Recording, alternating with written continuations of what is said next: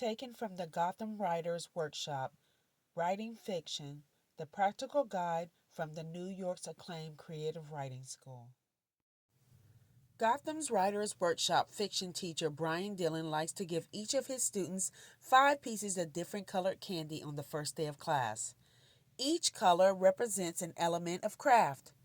Red, character; black, plot; green, dialogue; orange, point of view; yellow, theme.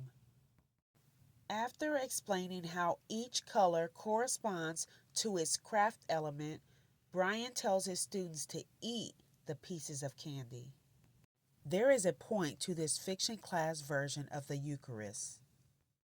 The teacher wants his students to digest the elements of craft, merge them into their systems, which is very different from slavishly following the rules.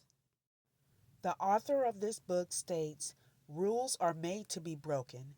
If you follow the rules of craft too scrupulously, you'll end up with a story that is more of an A-plus assignment than a vibrant work of art.